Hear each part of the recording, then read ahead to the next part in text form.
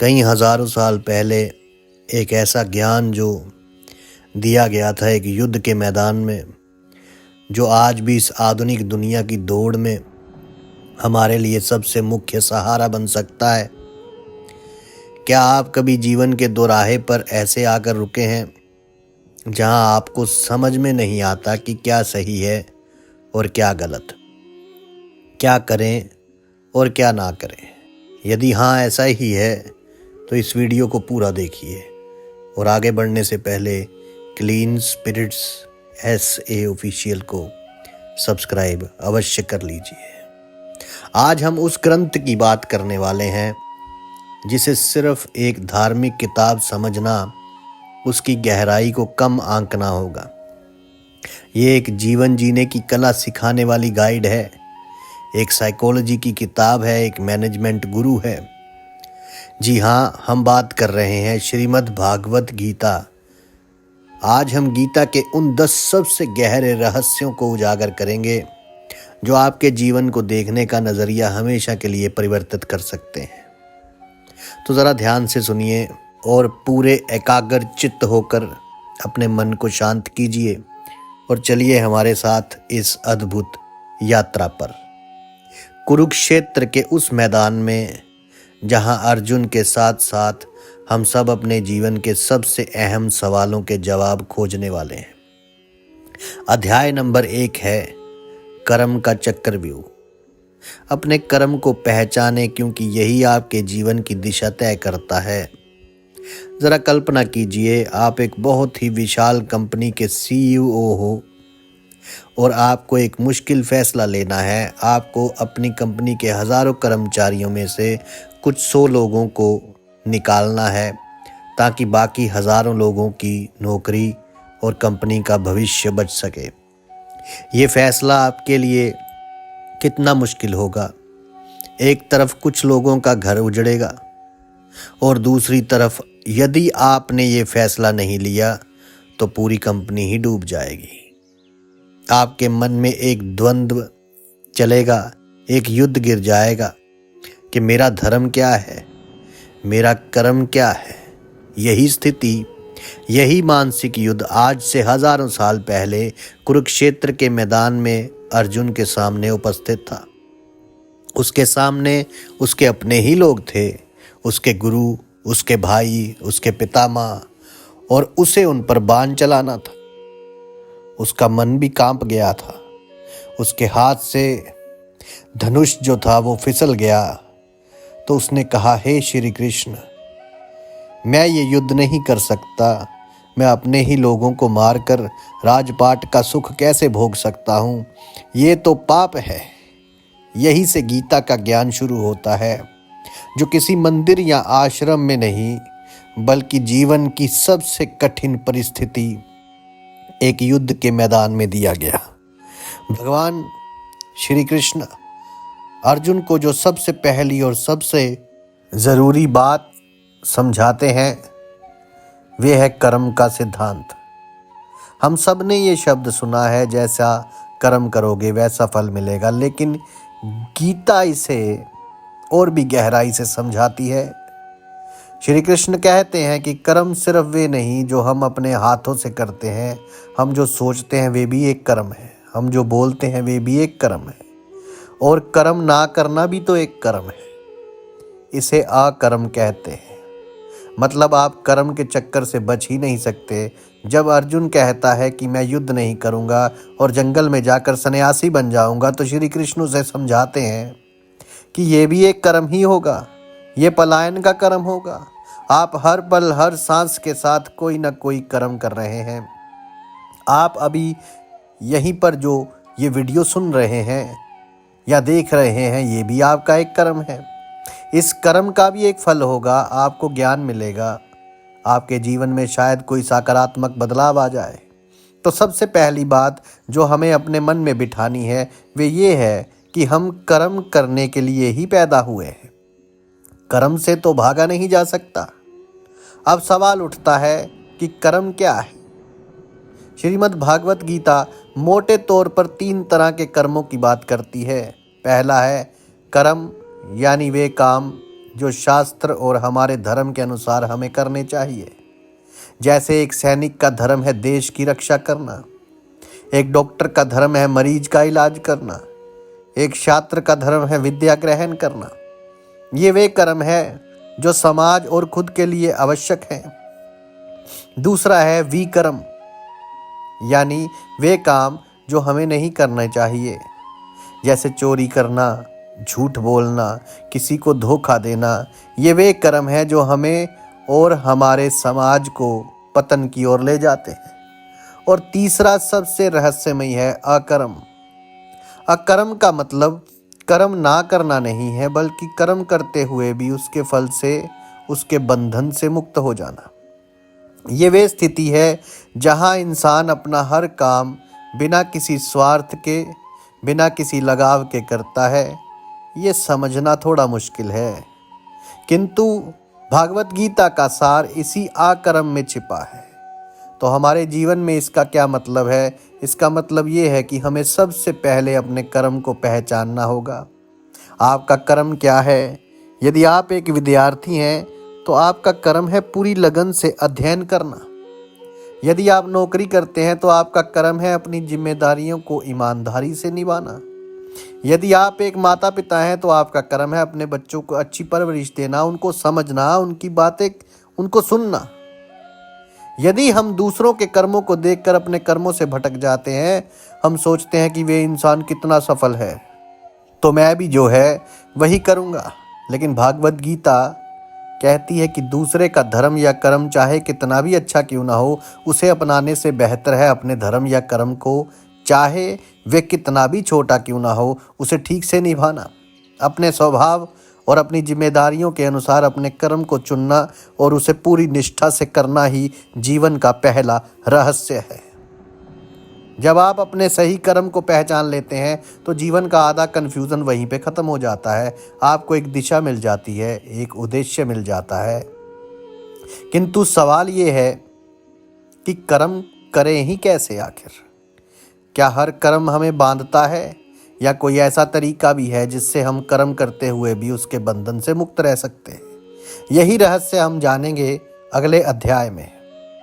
अध्याय नंबर 2 कि फल की चिंता त्याग दो। अर्जुन कैसे अपने काम में सफलता पाए बिना उसके परिणाम से बंधे हुए। पिछले अध्याय में हमने जाना कि कर्म से कोई नहीं बच सकता और हमें अपने सही कर्म को पहचानना कितना आवश्यक है। किंतु अर्जुन की तरह हमारे मन में भी ये सवाल उठता है कि यदि कर्म करना ही है तो फिर उसके परिणाम से दुख और सुख क्यों होता है? यदि हम मेहनत करते हैं और फेल हो जाते हैं तो दुख होता है। यदि हम सफल होते हैं तो अहंकार हो जाता है। हर काम किसी न किसी फल की इच्छा से हम लोग करते हैं, चाहे वे पैसा हो, नाम हो, या बस किसी की तारीफ के लिए कर देते हैं कि कोई हमारी तारीफ करे। और यही इच्छा, यही उम्मीद हमारे सारे दुखों का मूल है। यहीं पर भगवान श्री कृष्ण श्री मद् भागवत गीता का वे विश्व प्रसिद्ध श्लोक कहते हैं, जो शायद हम सब ने कभी न कभी सुना ही होगा। कर्मण्येवाधिकारस्ते मा फलेषु कदाचन मा कर्म फल हेतु भूर्माते संगोसत कर्मणि। इसका सरल भाषा में जो भाव है वे ये भाव है कि हे अर्जुन, तेरा अधिकार केवल कर्म करने में है, उसके फल में कभी नहीं। इसलिए तू कर्मों के फल का हेतु मत बन और तेरी कर्म ना करने में भी आसक्ति ना हो। ये भागवत गीता का और शायद इस दुनिया का सबसे क्रांतिकारी विचार है। इसे निष्काम कर्म कहते हैं। जैसे सूफियों ने कहा, फकीरों ने कहा, संतों ने कहा कि माली का काम है पानी डालना, वो भर भर मशकें डाले, लेकिन मालिक का काम है फल फूल लगाना, वो लगाए या ना लगाए। तो ये निष्काम कर्म कहते हैं कि तुम्हें अपना कर्म करना है। इसका मतलब ये नहीं है कि आप फल की इच्छा ही ना करें या लक्ष्य ही ना बनाएं। लक्ष्य बनाना आवश्यक है, लेकिन पूरी चेतना, अपनी पूरी ऊर्जा सिर्फ और सिर्फ कर्म करने में लगा दें, उसके परिणाम पर नहीं। इसे एक उदाहरण से समझते हैं। मान लीजिए आप एक परीक्षा की तैयारी कर रहे हैं। आपके पास दो रास्ते हैं। पहला, आप दिन रात यही सोचते रहें कि क्या मैं पास हो जाऊंगा, यदि नहीं हुआ तो क्या हो जाएगा, अरे लोग क्या कहेंगे, मेरे माता पिता निराश हो जाएंगे। इस चिंता में आपकी आधी ऊर्जा खत्म हो जाएगी और आप ठीक से अध्ययन जो है वे नहीं कर पाएंगे। दूसरा रास्ता है, आप परिणाम को पूरी तरह से श्री कृष्ण या उस परम शक्ति, उस परमात्मा या अपने सतगुरु पर अर्पित कर दें और अपना 100% ध्यान सिर्फ अध्ययन करने में लगाएं। आप हर टॉपिक को मन लगाकर सीखें, हर सवाल को हल करें, अपने कर्म को एक यज्ञ की तरह, एक पूजा की तरह करें। अब आप बताइए किस रास्ते पर आपको सफलता की संभावना अधिक लगती है? जाहिर है दूसरे रास्ते पर, क्योंकि जब आप फल की चिंता से मुक्त हो जाते हैं तो आपका मन शांत हो जाता है और आप अपना सर्वश्रेष्ठ प्रदर्शन कर पाते हैं। तो हमारे जीवन में ज़्यादातर तनाव और चिंता का कारण यही है कि हम हमेशा भविष्य में जीते हैं। हम काम अभी कर रहे हैं किंतु हमारा मन उसके 10 दिन बाद या 10 महीने बाद मिलने वाले परिणाम पर अटका हुआ है। यदि प्रमोशन नहीं मिला तो अगर वे मुझे त्याग कर चली गई तो क्या होगा? मुझे प्रमोशन नहीं मिला तो क्या होगा? वो मुझे त्याग गया तो क्या होगा? तो अगर मेरा बिजनेस फेल हो गया तो क्या होगा? ये अगर मगर ही हमारी सारी खुशी और शांति को छीन लेता है। निष्काम कर्म हमें वर्तमान में जीना सिखाता है। ये कहता है कि तुम्हारे हाथ में सिर्फ तुम्हारा काम है, तुम्हारा कर्म है, तुम्हारा प्रयास है। परिणाम बहुत सी चीज़ों पर निर्भर करता है जो तुम्हारे नियंत्रण में है ही नहीं। इसलिए जो तुम्हारे हाथ में है ही नहीं तो उस पर क्यों तुम अपना जो है ऊर्जा वेस्ट कर रहे हो? और इसलिए जो तुम्हारे हाथ में है उसे पूरी ईमानदारी और लगन से करो और बाकी सब उस ब्रह्मांड की, उस परम पिता परमात्मा, उस ईश्वर खुदा, उस प्रभु की शक्ति पर अर्पित कर दो। ये एक तरह का सरेंडर है, एक तरह का भरोसा है। जब आप ऐसा करते हैं तो एक अजीब सी शांति और निर्भयता का अनुभव होता है। फिर हार का डर आपको नहीं रहता और जीत का अहंकार आपको नहीं होता। आप बस अपने कर्म का आनंद लेते हैं। इसे अपने रोज़मर्रा के जीवन में उतारने की कोशिश कीजिए। जब आप ऑफिस का कोई काम कर रहे हो तो बॉस की तारीफ या प्रमोशन की चिंता त्याग दें। बस उस कर्म को करें, उस काम को करें, बेहतरीन तरीके से करें और उसे करने में अपना ध्यान दें। जब आप किसी रिश्ते में हो तो ये उम्मीद मत करना कि वो सामने वाला भी मेरे लिए कुछ करेगा। बस अपने हिस्से का प्यार लुटा दो और अपनी जिम्मेदारी बिना शर्त के निभाओ। जब आप अपने बच्चों की परवरिश कर रहे हो तो ये चिंता त्याग दे कि वे भविष्य में आपका नाम रोशन करेंगे या नहीं, और बस उन्हें एक अच्छा इंसान बनाने के जो अपने कर्म है उस पर ध्यान दें। यह अभ्यास धीरे धीरे आपको स्थिर और शांत बना देगा। आपकी कार्य क्षमता अधिक हो जाएगी, आपके रिश्ते सुधर जाएंगे और आपका मन बेवजह की चिंताओं से मुक्त हो जाएगा। यदि आपको ये सिद्धांत समझ में आया हो तो ज़रा नीचे जो कमेंट क्षेत्र है वहाँ पर लिखिए निष्काम कर्म। किंतु अब एक और गहरा सवाल उठता है कि हम कर्म करते हैं, फल की चिंता भी नहीं करते, पर ये जो सुख दुख, मान अपमान, हार जीत का अनुभव होता है ये किसे होता है? ये मैं कौन है? ये मैं जो है ये कौन है जो इन सब चीज़ों से प्रभावित होता है? क्या ये मैं सिर्फ ये शरीर है या इसके पीछे भी कोई और सच्चाई छिपी है? तो इस रहस्य का पर्दा उठेगा अगले अध्याय में। अध्याय नंबर 3 है, आप शरीर नहीं आत्मा हो। जन्म और मृत्यु के पार की सच्चाई को जाने। जब अर्जुन अपने ही सगे संबंधियों को मारने के विचार से कांप उठा था तो उसके दुख का सबसे मुख्य कारण था मोह। उसे लग रहा था कि वे भीष्म पितामह के शरीर को द्रोणाचार्य के शरीर को खत्म कर देगा। वे खुद को और दूसरों को सिर्फ एक शरीर मान रहा था। यहीं पर भगवान श्री कृष्ण उसे वे ज्ञान देते हैं जो मृत्यु के भय को हमेशा के लिए समाप्त कर सकता है। वे कहते हैं, हे अर्जुन, तुम जिसके लिए शोक कर रहे हो वे शोक करने योग्य ही नहीं है। ना तो ऐसा है कि मैं किसी काल में नहीं था या तू नहीं था, अथवा ये राजा लोग नहीं थे, और ना ऐसा कि इससे आगे हम सब नहीं रहेंगे। वे आगे कहते हैं, वाससी जीर्णानि यथा विहाय नवानि ग्रहणाति नरो प्राण तथा शरीराण विहाय जीर्णानय संयाति नवानि देही, यानी जैसे मनुष्य पुराने वस्त्रों को त्याग कर दूसरे वस्त्रों को धारण करता है, वैसे ही जीवात्मा पुराने शरीर को त्याग कर दूसरे नए शरीर को प्राप्त होती है। और यह श्रीमद् भागवत गीता का सबसे गहरा और सबसे सुकून देने वाला सत्य है कि हम ये शरीर है ही नहीं। हम इस शरीर में रहने वाली एक अजर अमर अविनाशी आत्मा है। अब जरा गौर से सुनिए, देखिए इस आत्मा को जो है, जो अजर अमर अविनाशी आत्मा है, इस आत्मा को ना कोई शस्त्र काट सकता है, ना आग जला सकती है, ना पानी भिगो सकता है और ना हवा सुखा सकती है। यह आत्मा कभी जन्म नहीं लेती और कभी मरती भी नहीं। जन्म और मृत्यु तो बस इस शरीर के होते हैं, जो कि एक वस्त्र की तरह है। जब एक वस्त्र पुराना या फट जाता है तो हम उसे बदल कर नया पहन लेते हैं। आत्मा भी ठीक इसी तरह एक शरीर पुराना हो जाने पर उसे त्याग कर अपनी कर्म यात्रा के अनुसार नया शरीर धारण कर लेती है। जब ये ज्ञान हमारे भीतर उतर जाता है तो मृत्यु का भय खत्म हो जाता है, क्योंकि हमें समझ आ जाता है कि हमारा या हमारे अपनों का जो है वे कभी अंत होता ही नहीं है।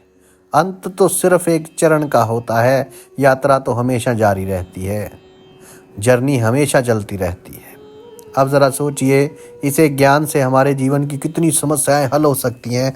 हम अपने इस शरीर को सुंदर बनाने के लिए, इसे सुख देने के लिए दिन रात मेहनत करते हैं। हम अपने रूप रंग, अपनी उम्र को लेकर कितना चिंतित रहते हैं। हमें बूढ़ा होने से डर लगता है, हमें बीमार होने से डर लगता है, किंतु जब हमें ये एहसास होता है कि हम तो ये शरीर है ही नहीं, हम तो वे ऊर्जा हैं, एनर्जी हैं, वे चेतना है जो इस शरीर को चला रही है, तो शरीर से संबंधित ये सारी चिंताएं छोटी लगने लगती हैं। इसका मतलब ये नहीं है कि हम शरीर पर ध्यान रखना त्याग दें। शरीर एक मंदिर की तरह है जिसमें आत्मा का वास है, इसलिए इसे स्वस्थ रखना हमारा कर्तव्य है। किंतु इससे मोह नहीं करना चाहिए, इसकी क्षण भंगुरता को समझना है। आज जो शरीर युवा और सुंदर है वे कल बूढ़ा होगा ही होगा और एक दिन मिट्टी में मिल जाएगा, क्योंकि माटी का पुतला माटी में ही जाएगा। लेकिन आपकी आत्मा हमेशा रहेगी। यही ज्ञान हमें दूसरों के साथ रिश्तों में भी एक नई दृष्टि देता है। जब हम किसी को प्यार करते हैं तो हम असल में उसके शरीर या उसके बाहरी व्यक्तित्व से नहीं, बल्कि उसकी आत्मा से संबंध बनाते हैं। और जब कोई अपना इस दुनिया से चला जाता है तो हमें दुख तो होता है, जो स्वाभाविक है, किंतु श्रीमद् भागवत गीता का ज्ञान हमें ये समझने की शक्ति देता है कि सिर्फ उनका शरीर हमसे दूर हुआ है, उनकी आत्मा की यात्रा तो अभी भी जारी है। वे एक नए सफर पर निकल गए हैं। ये सोच हमें उस असहनीय दुख से बाहर निकालने की हिम्मत देती है। ये हमें सिखाता है कि इस जीवन में हम सब सहयात्री हैं, जो कुछ समय के लिए एक दूसरे से मिलते हैं और फिर अपनी अपनी मंजिल की ओर आगे चले जाते हैं। हमारा असली रिश्ता उस परमात्मा से है, ईश्वर से है, जिसके हम सब अंश हैं। जब हम खुद को और दूसरों को आत्मा के रूप में देखना शुरू कर देते हैं तो हमारे अंदर से भेदभाव, ईर्ष्या, घृणा जैसी भावनाएं खत्म होने लगती हैं, क्योंकि आत्मा के स्तर पर तो हम सब एक ही हैं, एक ही परम चेतना का हिस्सा है। किंतु यदि हम ये शरीर नहीं आत्मा है तो फिर ये मन क्या है जो हमें हर पल भटकाता रहता है, जो हमें सुख दुख का अनुभव करवाता है। इस मन को कैसे समझा जाए? क्या इस पर काबू पाया जा सकता है? यही होगा हमारे अगले अध्याय का विषय, जो शायद हमारे जीवन की सबसे मुख्य चुनौती है। तो अध्याय नंबर 4 में है, मन ही मित्र मन ही शत्रु। आपने सबसे मुख्य दुश्मन को अपना सबसे अच्छा दोस्त बना लीजिए। अब तक हमने कर्म के सिद्धांत और आत्मा के अमृतत्व को समझा, किंतु इन सब बातों को जानने के बाद भी एक चीज़ है जो हमें परेशान करती है, हमें भटकाती है, और वे है हमारा अपना मन।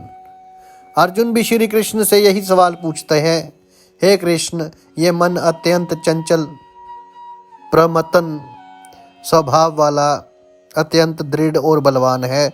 उसको वश में करना मैं वायु को रोकने की भांति अत्यंत दुष्कर मानता हूँ। और यह सवाल सिर्फ अर्जुन का नहीं, हम सब का है।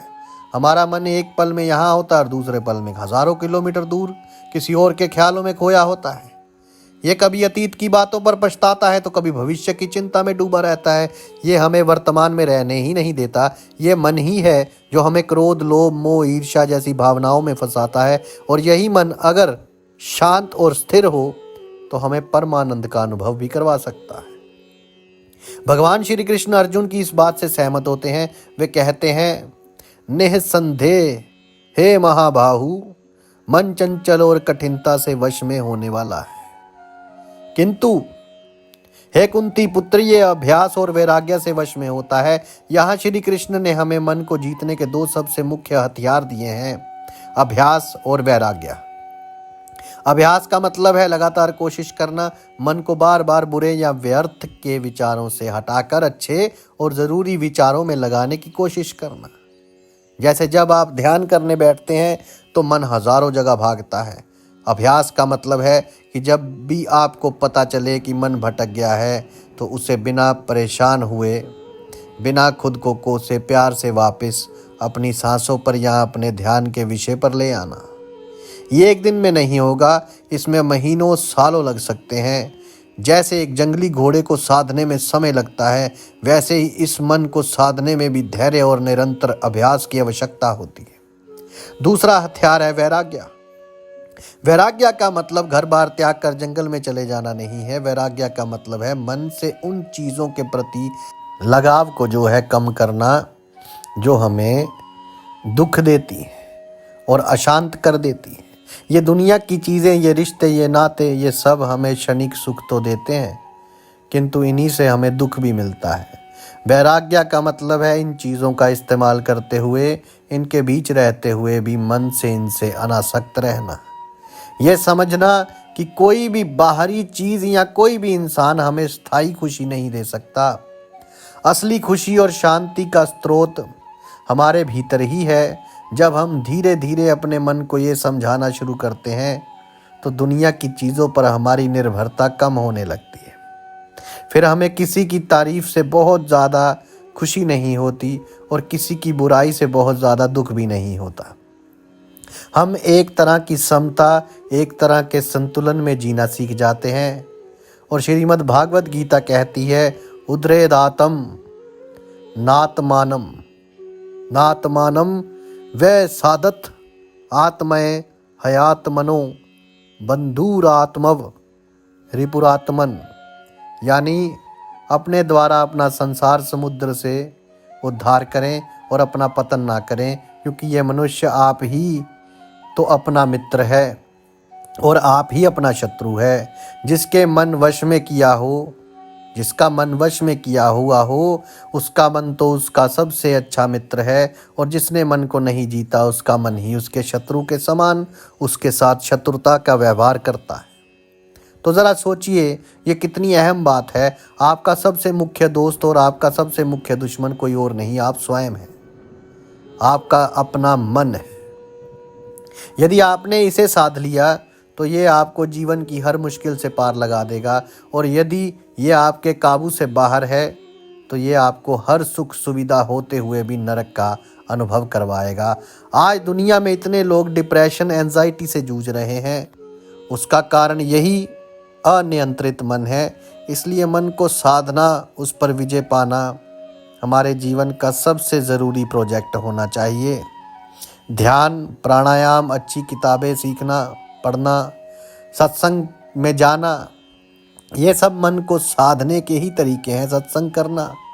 लेकिन ये मन कभी सात्विक, कभी राजसिक तो कभी तामसिक क्यों हो जाता है? हमारी भावनाएं और आदतें बनती कैसे हैं? इसके पीछे कौन सी तीन शक्तियां काम कर रही हैं? इस गहरे रहस्य को हम समझेंगे अपने अगले अध्याय में। अध्याय नंबर 5। 3 गुणों का खेल है। समझे कि आपकी भावनाएं और आदतें कहाँ से आती हैं। कभी आपने सोचा है किसी दिन आप सुबह उठते हैं और बड़े शांत और खुश और ऊर्जावान महसूस करते हैं। उस दिन आपको सब कुछ अच्छा लगता है, आप सबका भला करना चाहते हैं, सबका भला मांगते हैं। फिर कोई दूसरे ही दिन जब आप बहुत बेचैन, परेशान और जो है बहुत ही मुश्किल में फंसे हुए लगते हो, आपको बस जल्दी से अपना कार्य ख़त्म करना है, आगे जाना होता है, दूसरों से जीतना होता है। और फिर कोई तीसरा दिन भी आता है जब आप बहुत आलसी, थका हुआ और नकारात्मक महसूस करते हो। उस दिन बिस्तर से उठने का भी मन नहीं करता और हर चीज़ में आपको कमी ही नज़र आने लगती है। ऐसा क्यों होता है? हमारे मूड, हमारी भावनाएं और हमारी आदतें इस तरह क्यों परिवर्तित होती रहती हैं? श्रीमद् भागवत गीता इसका एक बहुत ही वैज्ञानिक और गहरा उत्तर देती है। भगवान श्री कृष्ण कहते हैं, ये पूरी प्रकृति और हम सब इंसान 3 गुणों से बंधे हुए हैं। ये 3 गुण है सत्व, रजस और तमस। पहला गुण है सत्व गुण। सत्व का मतलब है पवित्रता, संतुलन, ज्ञान और शांति। जब हमारे भीतर सत्व गुण प्रधान होता है तो हमारा मन शांत रहता है, हमें ज्ञान प्राप्त करने की इच्छा होती है, हम दूसरों के प्रति दया और करुणा का भाव रखते हैं, हमें सादा भोजन, शांत वातावरण और अच्छी संगत पसंद आती है। ये वे अवस्था है जब हम अपना सर्वश्रेष्ठ प्रदर्शन करते हैं और हमें सच्ची खुशी का अनुभव होता है। आपने अक्सर देखा होगा कि कुछ लोग स्वभाव से ही बहुत शांत, सुलझे हुए और सकारात्मक होते हैं। उनके भीतर सत्व गुण की अधिकता होती है। ये गुण हमें सुख और ज्ञान के बंधन में बांधता है। दूसरा गुण है रजस गुण। रजस का मतलब है क्रिया, जुनून, महत्वाकांक्षा और बेचैनी। जब हमारे अंदर रजस गुण प्रधान होता है तो हम बहुत ही एक्टिव हो जाते हैं। हमारे भीतर बहुत सारी इच्छाएं पैदा होती हैं। मुझे और पैसा चाहिए, मेरा घर बहुत बड़ा होना चाहिए, ज़्यादा सफलता चाहिए। हमारा मन हमेशा कुछ ना कुछ करने के लिए दौड़ता रहता है। वे एक पल भी शांत नहीं बैठ सकता। ऐसे लोगों को तीखा, मसालेदार भोजन और बहुत ज़्यादा शोर शराबा पसंद आता है। तो रजस गुण में हमें कर्म और उसके फल के बंधन में बांधता है। अब आज की आधुनिक दुनिया में जो सबसे ज़्यादातर लोग इसी रजस गुण के प्रभाव में जी रहे हैं। हमेशा भागम भाग, हमेशा कंपटीशन। ये भूल गए हैं कि ज़िंदगी एक यात्रा है। Life is a journey, is not a competition. लेकिन हमेशा भागम भाग, हमेशा कंपटीशन, हमेशा और पाने की चाहत, ये हमें ऊर्जा तो देता है किंतु शांति हमारी छीन लेता है, सुकून छीन लेता है। तीसरा और सबसे खतरनाक गुण है तमस गुण। तमस का मतलब है अंधकार, अज्ञान, आलस्य और जड़ता। जब हमारे भीतर तमस गुण प्रदान होता है तो हम बहुत आलसी हो जाते हैं। हमारा किसी काम में मन नहीं लगता, हमें बस सोने का मन करता है। हमारी बुद्धि काम करना बंद कर देती है। हम सही और गलत में फ़र्क नहीं कर पाते। हमें बासी भोजन, नशा और बुरी संगत अच्छी लगने लगती है। ये गुण हमें प्रमाद, आलस्य और नींद के बंधन में बांधता है और हमें पतन की ओर ले जाता है। अब यहाँ पर हम सबसे महत्वपूर्ण बात करते हैं, वो ये है कि हम में से कोई भी पूरी तरह से सात्विक, राजसिक और तामसिक नहीं है। हम सब में ये तीनों गुण मौजूद हैं, बस उनकी मात्रा कम ज़्यादा होती रहती है। कभी सत्व गुण अधिक हो जाता है तो कभी रजस गुण, तो कभी तमस जो है गुण अधिक हो जाता है। देखिए, हमारा लक्ष्य होना चाहिए कि हम अपने जीवन में सत्व गुण को उन्नत करें और रजस और तमस को कम करें। ये कैसे होगा? ये होगा हमारे चुनाव से। हम कैसा भोजन करते हैं, हम कैसे लोगों के साथ रहते हैं, हम क्या देखते और सुनते हैं, हम कैसे विचार अपने मन में लाते हैं, इन सब चीज़ों से इन गुणों पर प्रभाव पड़ता है। यदि आप सात्विक भोजन जैसे फल, सब्जियां, दूध लेंगे, अच्छी किताबें पढ़ेंगे, शांत और सकारात्मक लोगों के साथ रहेंगे, ध्यान और योग करेंगे, तो आपके भीतर सत्व गुण अधिक होगा। वही यदि आप बहुत ज़्यादा तला भुना मसालेदार भोजन करेंगे, हमेशा नेगेटिव बातें करने वाले लोगों के साथ रहेंगे, हिंसा और नफरत से भरी चीज़ें देखेंगे, तो आपके भीतर रजस और तमस गुण अधिक होगा। तो चुनाव देखिए आपके हाथ में है। आप अपने जीवन को किस दिशा में ले जाना चाहते हैं? आप अपने भीतर के इन तीनों गुणों को, खेल को कितना समझते हैं, इस पर आपका सुख और दुख निर्भर करता है। किंतु इन गुणों के अनुसार कर्म करते हुए क्या हमें दूसरों की नकल करनी चाहिए या हमारा कोई अपना खास रास्ता भी है? इसी को श्रीमद् भागवत गीता की भाषा में स्वधर्म कहते हैं और यही है हमारे अगले अध्याय का विषय। अध्याय नंबर 6। क्या है आपका स्वधर्म? दूसरों की नकल करने की बजाय अपने रास्ते पर चलना क्यों आवश्यक है। आजकल हम एक ऐसी दुनिया में जी रहे हैं जहां सोशल मीडिया पर हर कोई अपनी सफलता की कहानियां दिखा रहा है। कोई एक सफल इंजीनियर है, कोई सफल डॉक्टर है, कोई विशाल बिजनेसमैन है। उन्हें देखकर अक्सर हमारे मन में ये ख्याल आता है कि काश मैं भी ऐसा होता, या मुझे भी यही करना चाहिए, तभी मैं सफल हो पाऊंगा। हम अपने बच्चों पर दबाव भी डालते हैं कि वे शर्मा जी का बेटा की तरह बने, वे डॉक्टर या इंजीनियर ही बने, चाहे उनकी रुचि किसी और चीज़ में हो। इस भेड़ा चाल में जो है, इस भेड़ चाल में, इस नकल करने की जो है, हम एक बहुत ज़रूरी बात भूल जाते हैं कि जिसे श्रीमद् भागवत गीता स्वधर्म कहती है। भगवान श्री कृष्ण कहते हैं, श्रेया सर्वधर्मो विगुण पर धर्मात् सब निष्ठितात सब धर्म निधनम श्रेय पर धर्मो भयाव। इसका मतलब है अच्छी प्रकार आचरण में लाए हुए दूसरे के धर्म से गुण रहित भी अपना धर्म अति उत्तम है। अपने धर्म में तो मरना भी कल्याणकारक है और दूसरे का धर्म भय को देने वाला है। यहाँ धर्म का मतलब हिंदू, मुस्लिम या सिख ईसाई धर्म नहीं है। यहाँ धर्म का मतलब है हमारा अपना स्वभाव, हमारी अपनी प्रकृति, हमारा अपना कर्तव्य, हमारा अपना रास्ता। हर इंसान इस दुनिया में कुछ खास योग्यताओं और एक खास स्वभाव से साथ पैदा होता है। कोई स्वभाव से ज्ञानी है और शांत है, ब्राह्मण स्वभाव, कोई वीर स्वभाव, कोई साहसी होता है, कोई क्षत्रिय स्वभाव का होता है, कोई व्यापार और लेन देन में अच्छा होता है, कोई वैश्य स्वभाव और कोई सेवा करने में सुख महसूस करता है, शूद्र स्वभाव। ये कोई जाति व्यवस्था नहीं थी और ना ही है, ये लोगों ने बना ली, बल्कि इंसान के स्वाभाविक गुणों का वर्गीकरण है। गीता, श्रीमद् भागवत गीता कहती है कि हमें अपने स्वभाव को पहचान कर उसी के अनुसार अपना कर्म चुनना चाहिए। यही हमारा स्वधर्म है। हो सकता है कि किसी दूसरे का काम या रास्ता आपको बहुत आकर्षक लगे, आपको लगे कि उसमें ज़्यादा पैसा या सम्मान है, किंतु यदि वे आपके स्वभाव के विपरीत है तो आप उसे अच्छी तरह से नहीं कर पाएंगे और आपको कभी भी आत्मिक शांति नहीं मिलेगी। इसे एक सरल उदाहरण से समझते हैं। मान लीजिए एक मछली है और एक बंदर है। बंदर का स्वधर्म है वृक्षों पर उछल कूद करना और मछली का स्वधर्म है पानी में तैरना। यदि बंदर मछली को देखकर सोचे, अरे तैरने में कितना मज़ा है, मैं भी तैरूँगा, तो क्या होगा, वे डूब जाएगा। और यदि मछली बंदर को देखकर सोचे कि वृक्ष पर जाना कितना शानदार है, मैं भी जाऊंगी, तो क्या होगा, वो पानी के बाहर आकर मर जाएगी। यही बात हम इंसानों पर भी लागू होती है। यदि आप एक कलाकार हैं, आपके अंदर रचनात्मकता है, किंतु आपके पास पैसे के लिए किसी ऐसी नौकरी में फंस गए हैं जहां आपको रोज़ एक ही जैसा नीरस काम करना होता है, उसमें आपको कोई रस नहीं आता, तो आप कभी खुश नहीं रह पाएंगे, आप अपना सर्वश्रेष्ठ नहीं दे पाएंगे। इससे अच्छा है कि आप अपने स्वधर्म यानी अपनी कला के रास्ते पर चलें।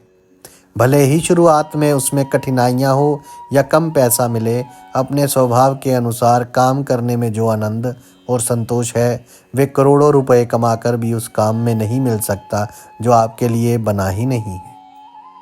इसलिए यदि अगली बार जब आप किसी और की सफलता से अपनी तुलना करें तो एक पल रुक जाएं और ज़रा सोचें, क्या उसका रास्ता मेरा भी रास्ता है?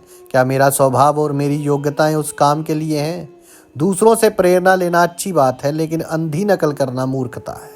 अपने भीतर झांकें, खुद को पहचानें, पूछें कि वे कौन सा काम है जिसे करते हुए आपको समय का पता ही नहीं चलता। वे कौन सा कार्य है जो आपको खुशी और संतोष देता है। भले ही उसमें पैसा कम हो, वही आपका स्वधर्म है। अपने स्वधर्म को पहचानना और उस पर चलना, चाहे वे कितना भी मुश्किल क्यों ना लगे, यही जीवन की सच्ची सफलता और शांति पाने का रहस्य है।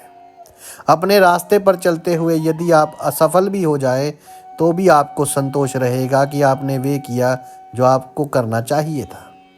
किंतु कई बार अपने रास्ते पर चलते हुए हम अकेले रह जाते हैं। हमें लगता है कि सब कुछ हमारे नियंत्रण से बाहर हो रहा है। ऐसी स्थिति में हमें क्या करना चाहिए क्या कोई ऐसी शक्ति है जिस पर हम भरोसा कर सकते हैं?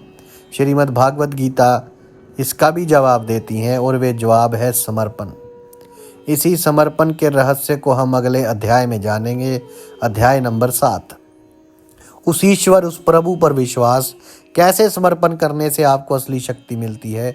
जीवन में कई बार ऐसे अवसर आते हैं जब हमें लगता है कि अब सब कुछ खत्म हो गया। हमारी सारी मेहनत, हमारी सारी योजनाएं धरी की धरी रह जाती हैं। कोई बीमारी आ जाती है, कोई अपना बिछड़ जाता है या बिजनेस में भारी नुकसान हो जाता है। ऐसी स्थिति में हमारा अहंकार समाप्त हो जाता है। हमें लगता है कि हमारे हाथ में तो कुछ है ही नहीं। हम कितना भी नियंत्रण करने की कोशिश कर लें, अंत में होता वही है जो होना होता है। ये वे पल होता है जब इंसान या तो पूरी तरह बिखर जाता है या फिर वे एक ऐसी शक्ति के सामने झुक जाता है जो उससे बहुत विशाल है। इसी झुक जाने को, इसी भरोसे को गीता समर्पण या भक्ति योग कहती है। भगवान श्री कृष्ण अर्जुन से कहते हैं, सर्वधर्मान प्रत्यागता मामिकम शरणम व्रज अहम तवा सर्व पापे भयो मोक्षयामि। इसका अर्थ है सब धर्मों को यानी सब कर्तव्यों को, आश्रय को त्याग कर तू केवल एक मेरी शरण में आ जा। मैं तुझे संपूर्ण पापों से मुक्त कर दूंगा, तू शोक मत कर। यह श्लोक गीता के सबसे महत्वपूर्ण श्लोकों में से एक है। यहाँ सब धर्मों को त्याग कर का मतलब ये नहीं कि आप अपने सारे कामकाज और जिम्मेदारियां त्याग कर बैठ जाएं। इसका गहरा मतलब है कर्ता होने के अहंकार को त्याग कर ये भाव त्याग दो कि मैं कर रहा हूँ। जब तक हम सोचते हैं कि मैंने ये सफलता हासिल की, मैंने ये घर बनाया, मैंने अपने बच्चों को सिखाया, तब तक हमारे भीतर अहंकार रहता है। और जहाँ अहंकार है वहाँ दुख ज़रूर आएगा, क्योंकि जब असफलता मिलेगी तो यही अहंकार चकनाचूर हो जाएगा और हमें पीड़ा देगा। समर्पण का मतलब है ये मानना कि हम केवल एक माध्यम हैं, एक निमित्त मात्र हैं। करने वाली शक्ति तो कोई और है, जिसे आप ईश्वर, ब्रह्मांड या प्रकृति कुछ भी कह सकते हैं। हम अपना कर्म पूरी ईमानदारी से करें, किंतु उसका परिणाम और कर्ता होने का श्रेय उस परम शक्ति को सौंप दें। समर्पण का मतलब लाचारी या कमजोरी नहीं है, बल्कि ये परम शक्ति का प्रतीक है। जब आप अपनी छोटी सी मैं, अपने अहंकार को उस अनंत ब्रह्मांडीय चेतना को सौंप देते हैं तो उसकी सारी शक्ति आपकी शक्ति बन जाती है। इसे ऐसे समझें जैसे एक छोटी सी बूंद जब तक खुद को अलग समझती है उसका अस्तित्व क्षणिक है, वे धूप में सूख जाएगी, किंतु जब वे बूंद खुद को सागर में मिला देती है तो वे सागर ही बन जाती है, उसकी शक्ति अनंत हो जाती है। इसी तरह जब हम अपने छोटे से अहंकार को ईश्वर को समर्पित कर देते हैं तो हम निडर और शांत हो जाते हैं, क्योंकि अब हमें पता है कि जो भी हो रहा है वे उस परम शक्ति की योजना का हिस्सा है और वे हमारे लिए हमेशा अच्छा ही करेगी। फिर हमें भविष्य की चिंता नहीं सताती, हम बस अपना कार्य करते हैं और साक्षी भाव से जीवन के खेल को देखते हैं।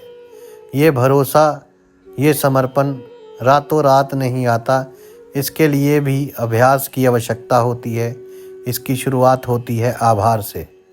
आपके पास जो कुछ भी है उसके लिए उस परम शक्ति को धन्यवाद देना शुरू करें।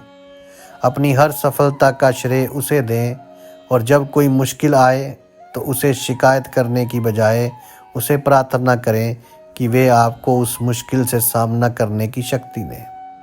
यह विश्वास रखें कि यह मुश्किल भी आपको कुछ सिखाने के लिए आई है। जब आप इस भाव के साथ जीना शुरू करते हैं तो चमत्कार होने लगते हैं। आपके मन का बोझ हल्का हो जाता है, आपको हर चीज़ में उस ईश्वर की मौजूदगी महसूस होने लगती है। यह भक्ति का मार्ग है जो ज्ञान और कर्म के मार्ग से भी ज़्यादा सरल और सीधा माना गया है, क्योंकि इसमें आपको कुछ करना नहीं है, बस सब कुछ अर्पित करना है, सौंपना है। किंतु इस समर्पण के मार्ग में दो बहुत मुख्य दुश्मन हैं जो बार बार हमारा रास्ता रोकते हैं। ये दुश्मन हमारे भीतर ही बैठे हैं, कौन है वे दो दुश्मन? श्रीमद् भागवत गीता उन्हें हमारे विनाश का द्वार कहती हैं। उनके बारे में हम जानेंगे अगले अध्याय में। अध्याय नंबर 8, क्रोध और इच्छा। आपके विनाश के दो द्वार। अब तक हमने कर्म, ज्ञान और भक्ति के मार्गों को समझा है, किंतु इन सभी मार्गों पर चलने से हमें दो चीज़ें बार बार रोकती हैं, हमें भटकाती हैं और हमारे पतन का कारण बनती है। ये दो चीज़ें हैं काम यानी इच्छा और क्रोध।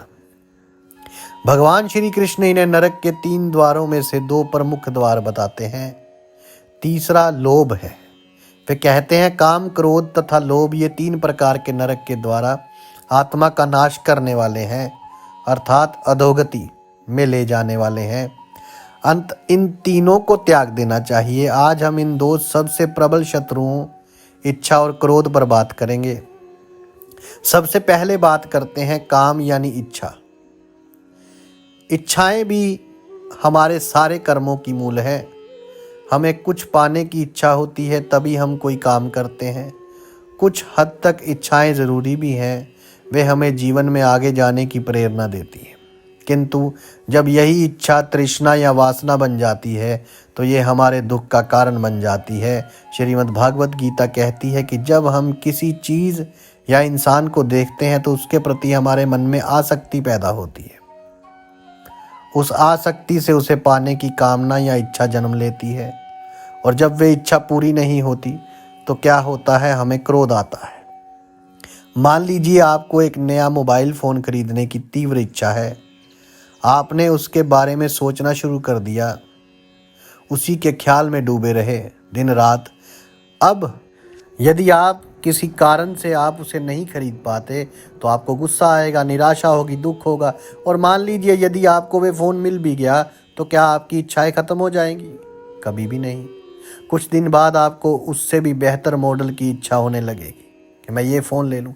इच्छाओं का कोई अंत नहीं है। वे एक आग की तरह हैं जिसमें आप जितना घी डालोगे वे उतनी ही और धकेगी। अब बात करते हैं दूसरे दुश्मन क्रोध की। जैसे कि हमने देखा, क्रोध अक्सर अधूरी इच्छाओं से ही पैदा होता है, किंतु ये सिर्फ वहीं तक सीमित नहीं है। जब कोई हमारे अहंकार को चोट पहुंचाता है, जब कोई हमारा अपमान करता है या सब चीज़ें हमारी उम्मीद के मुताबिक नहीं होती, तब भी हमें क्रोध ही आता है। श्रीमद् भागवत गीता कहती है कि क्रोध से सम्मोह यानी मूड उत्पन्न होता है। जब हम क्रोध में होते हैं तो हमारी सोचने समझने की शक्ति खत्म हो जाती है। हम सही और गलत का फैसला नहीं कर पाते।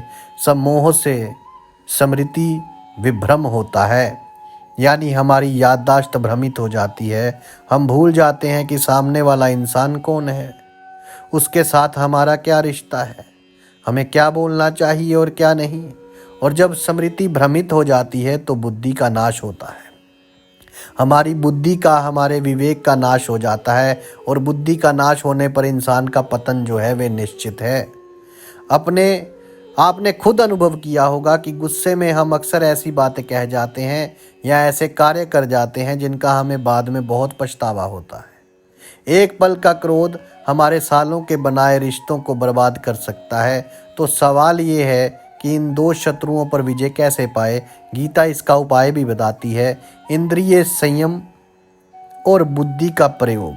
हमारी इंद्रियां, आँख, कान, नाक, जीभ, त्वचा ही हमें बाहरी दुनिया से संबंध बनाती है और इच्छाओं को जन्म देती है।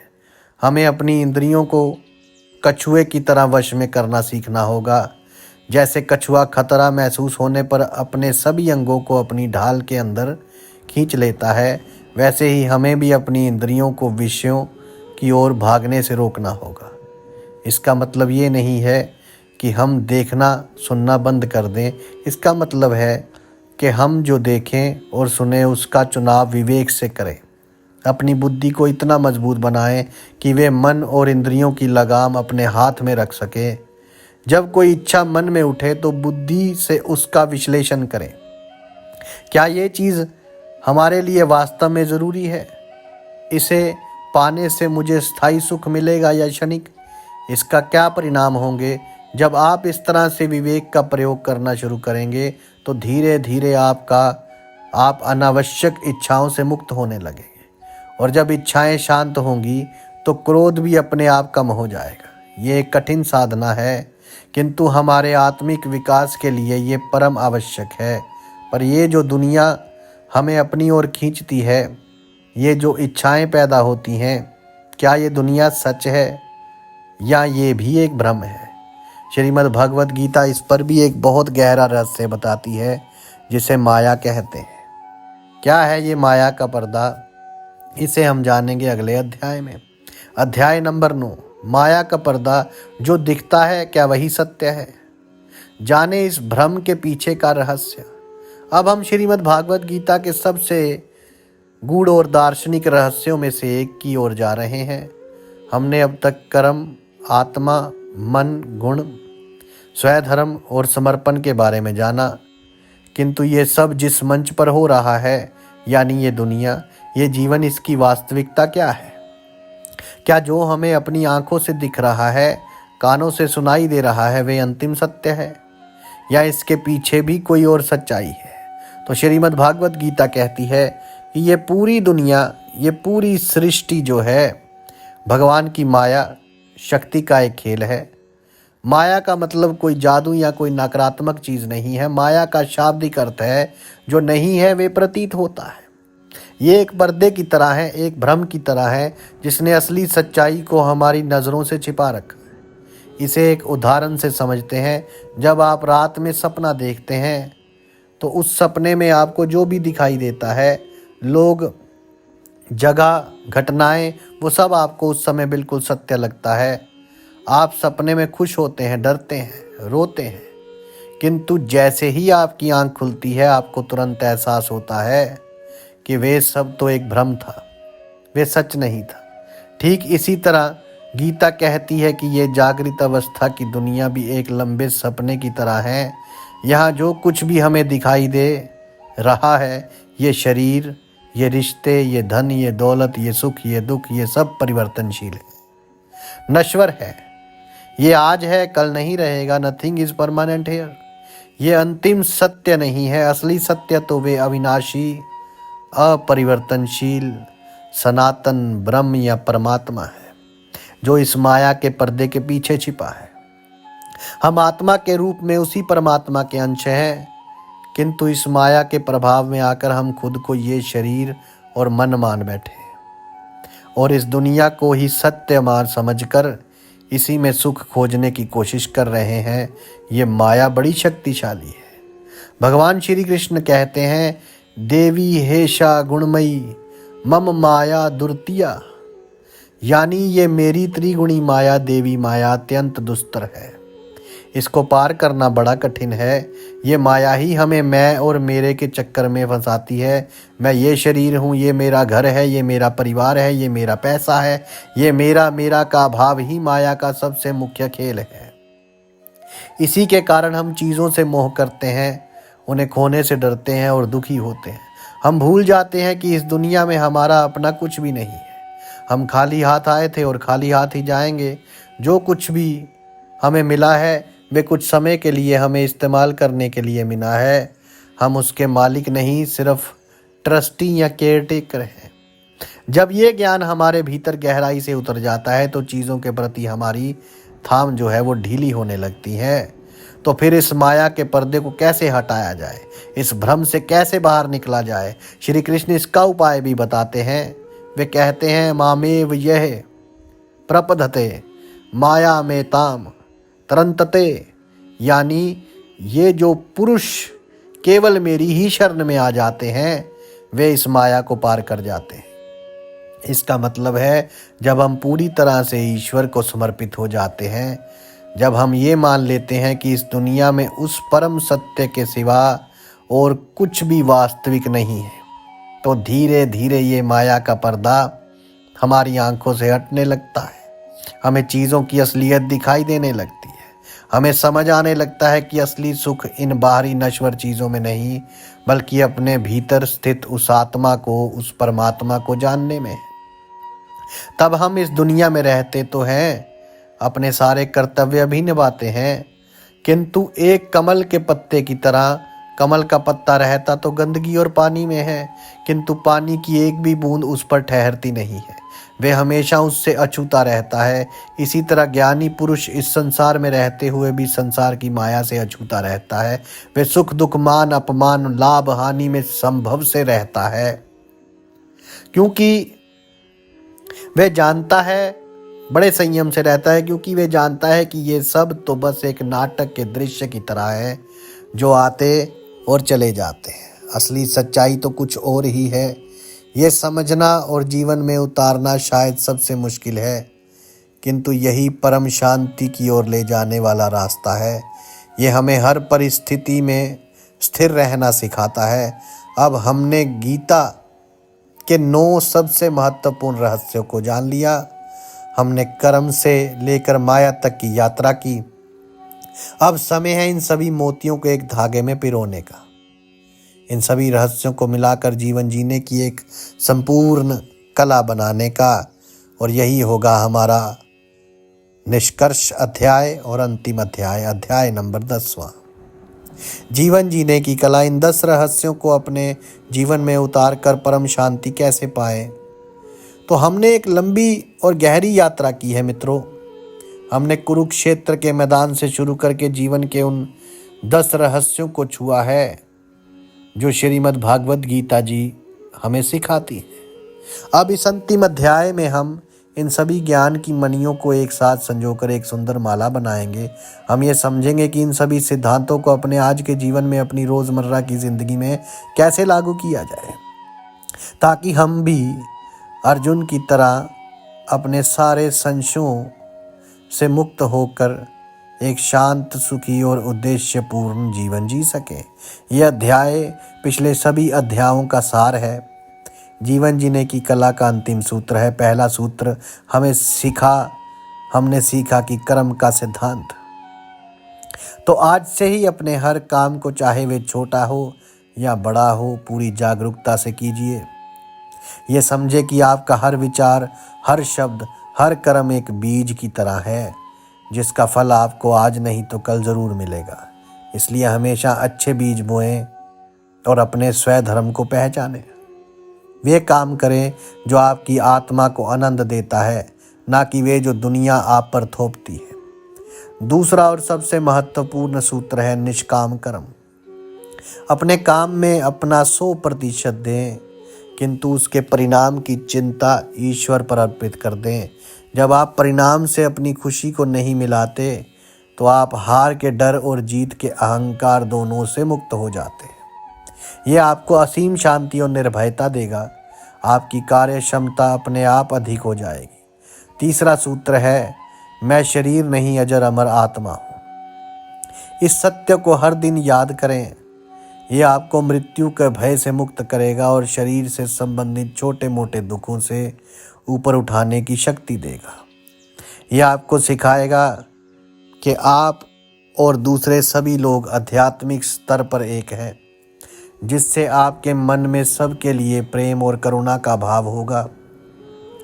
चौथा सूत्र है मन को मित्र बनाना। अपने मन को साधने के लिए हर दिन कुछ समय निकालें, ध्यान करें, प्राणायाम करें या बस शांत बैठकर अपनी सांसों को देखें। अभ्यास और वैराग्य के द्वारा धीरे धीरे इस चंचल मन को अपना सबसे अच्छा दोस्त बनाए। याद रखें, जिसने मन को जीत लिया उसने जगत को जीत लिया। पांचवा सूत्र है 3 गुणों को समझना। अपने भोजन, अपनी संगत और अपने विचारों पर ध्यान दें। अपने जीवन में सत्व गुण को उन्नत करने की कोशिश करें। ज़्यादा सात्विक भोजन करें, अच्छे लोगों के साथ रहें, प्रेरणादायक किताबें सीखें और अच्छी चीज़ें देखें। इससे आपका मन शांत और बुद्धि तीव्र होगी।